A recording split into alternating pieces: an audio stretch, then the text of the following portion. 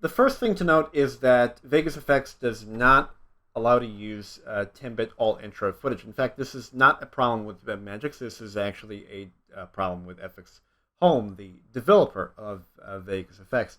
But that is not necessarily a bad thing. In fact, not a lot of people have or afford the means to get 10-bit intra. This is me clapping, thinking that Vegas Effects has a problem already on my first footage, which I chose to load, and this is me getting a little bit all dramatic and thinking about just asking for a freaking refund. But enough of the theatrics, let's just get to what is good. So just to explain to you, for people who are not very familiar with motion graphics software, why this implementation is actually good. This gives you leeway in motion design and color grading that Vegas Pro will never provide you. In fact, and there's a reason why it never will, because Vegas Pro is not a motion graphic intensive software. So let me just put it into perspective. The reason why DaVinci Resolve excels in color grading, one of the reasons why, is the fact that you are capable of masking a moving object and tracking it, and it's not quite as restricted as in Vegas Pro. The thing is, Vegas Pro, like Premiere Pro, like most of the mainstream NLEs, when it comes to masking, it is so restricted, so restricted. Like the mechanics are not just as loose as this, where I can just freely draw as many masks as I want, and you can see this, just piling up as layers. I can draw it with a pen tool. Sorry about that. So I can draw this with a pen tool. And as you can see, it is pretty damn fluid. It's not as restricted as it is in Vegas Pro, where, if I go to the event pan and crop tool and, I decide to draw a mask. Hello, Clemens. Okay, so I drew the mask, right? But then it becomes this wobbly mess. And I have to draw in the event pan crop interface. This is not responsive. Meanwhile, I just go ahead and draw the mask in the preview in the preview monitor, and this is a lot more. This is so freeing. It does not have the same restrictions as it would be. So, one of the benefits of having a motion graphics software along with your NLE warp.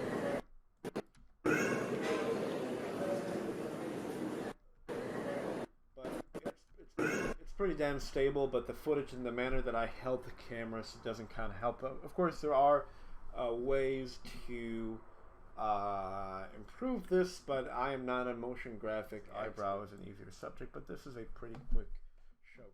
I'm going to track this real quick. Okay, I'm happy with that. 2 seconds. Let's just go with 2 seconds. I'm going to go back to the viewer point, and I'm going to add the equivalent of an adjustment layer, which is grade. I'm going to throw in a witness protection effect, and what that essentially is, well, it's essentially what it sounds like. It is a blur effect for witnesses, or, well, interview subjects and whatnot. And did I apply the tracking information to the point? No, I did not apply. So I should go back, go to the apply. Oh, I did apply. No, I didn't. Okay. Yeah, there we go. Hit apply. I always forget this step. Always forget this step. And now that the tracking information has been applied to the point, back to in witness protection, I can go there and pair it with the point. And now I have her face. Damn it. Okay, rolling. So, again, yes, you can pull this off with Bezier masking in Vegas Pro, but it just does not come with this ease. If you really want to know what Vegas Effects is capable of doing, just look up HitFilm Pro on YouTube. They have a slew of tutorials on their page. In fact, 80% of what can be accomplished in HitFilm Pro can be accomplished in Vegas Effect alone. And 100% of what can be accomplished in HitFilm Pro can be accomplished with Vegas Pro plus HitFilm, because HitFilm is an integration of both an editing timeline and a motion graphics software. Vegas Pro is a standalone editing software, and Vegas Effect is a standalone motion graphics software. And this pairing of Vegas Effect and the Vegas Pro is actually better than HitFilm, because as an editor, really, HitFilm suffers a lot of problems. As an editor, it does.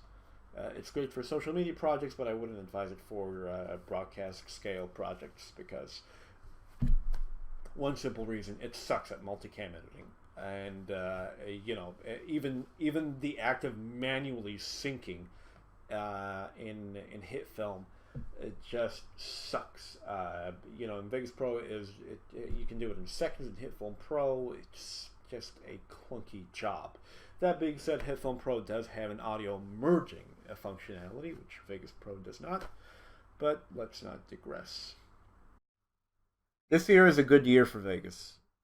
This new ecosystem, this post-production system, is something that will seriously bring Vegas Pro as a worthy competitor to the market. I'm very, very happy as a long-time Vegas user that this has come to pass, even though I am still very bitter about certain business practices that Magix has done, though that will be a video for another time. I've talked about that extensively in the Facebook group forums. There's still an overview that I need to do about Vegas Image. I'll do that in due time. Once again, for those of you, if you want to know more about Vegas Effects, I would encourage you to look at the YouTube page of HitFilm Pro, because this is essentially the clone of HitFilm Pro. It is managed by FX Home, as a matter of fact, but under the brand of Magix.